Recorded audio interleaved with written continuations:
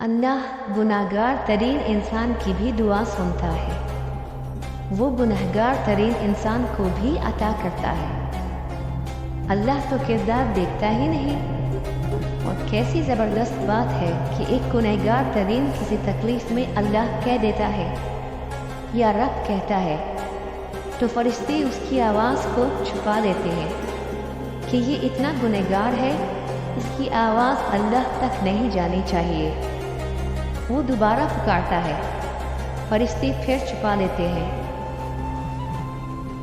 वो तीसरी मर्तबा पुकारता है, वो फिर छुपा लेते हैं। चौथी मर्तबा जब वो छुपाने लगते हैं तो अल्लाह पूछता है, तुम्हारा क्या मसला है? मेरा बंदा है ना।